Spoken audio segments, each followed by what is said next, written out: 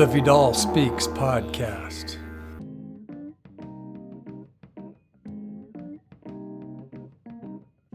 Okay, question. I told Dr. Goldhammer my story about being poisoned from the golf course chemicals, and I asked him, can you tell me about how fasting helps the body's detoxification process? Because when I got sick, this is what I knew I had to do to heal.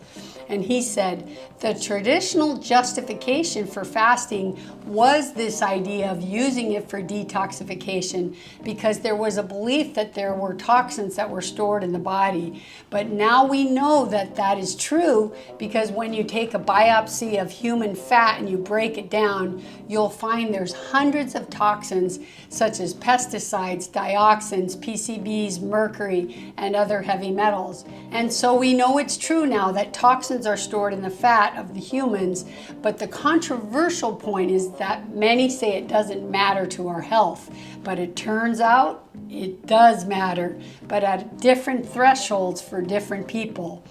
So he went on to say that the idea of rapidly mobilizing poisons during fasting has been so accepted that many are now saying that it's also a reason not to fast because the body's going to mobilize these fat-soluble toxins too quickly and suddenly your system would be overloaded with toxins unless, of course, he said, you take that person's proprietary products, which, of course, they sell.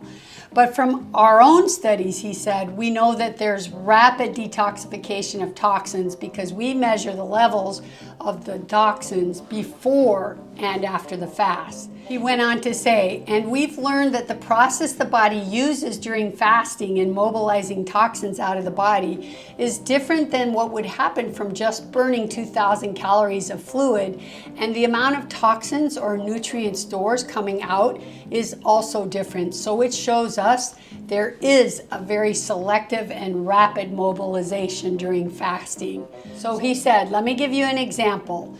If you have a tumor such as lymphoma and you lose 10% of your body weight, yet you lose 100% of the tumor, not 10% of the tumor, so we know that the body is preferentially mobilizing some kind of nutrient stores more than others.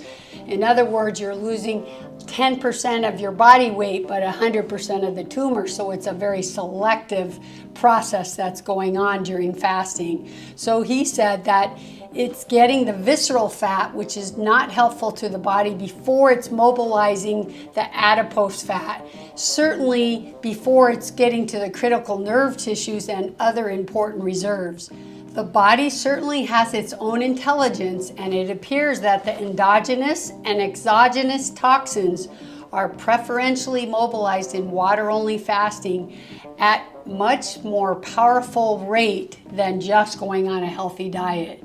So, exogenous means toxins from without and endogenous means toxins within. So he's saying when you water fast, there's definitely a preferential rate that happens with water fasting that's way more than if you were just eating a clean diet, let's say, or doing some other kind of fasting where you're actually eating food. So the body uses this intelligent system that it has to take tumors away faster, to take toxins away faster. So during a water-only fast, you don't have to worry about the toxins mobilizing and get a person sick past maybe 2-3 days. He goes on to talk about that experience. So he went on to then say, so the bottom line is that water-only fasting is a great way to remove toxins and all kinds of chemicals. But the most important factor is to be supervised and monitored and to have a good case history done. In case you experience any complications, they know what to do. It's really important to understand this is not something you should do alone or at home alone. Okay, next question.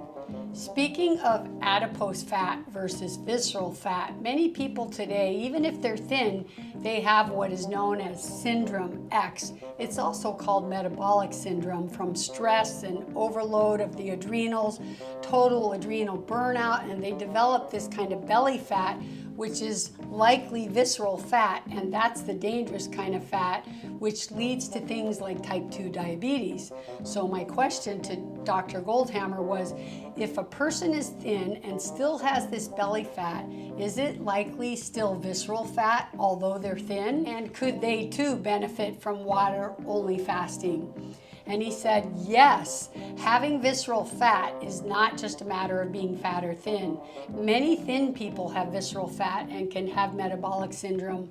And yes, water-only fasting is the best way to get rid of visceral fat. And what's cool is that now we know that after a fast, when a patient begins to refeed, we know that the weight gain that initially comes back is not fat, but it's more water, fiber, protein, and nutrients.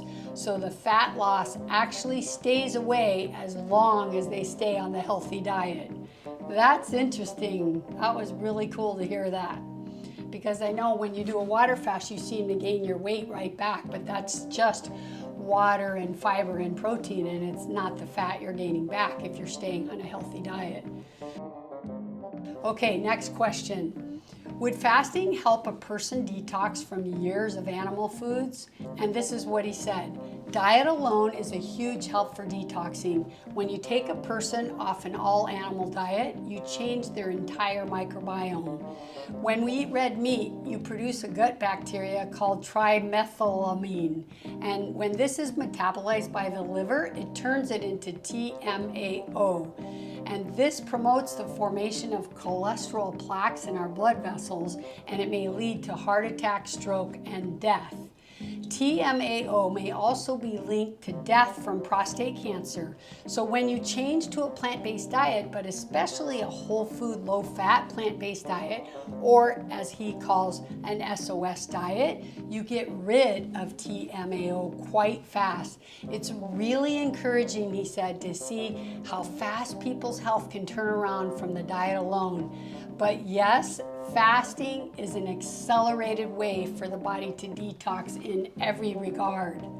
So cool. Makes you all want to go fast, right?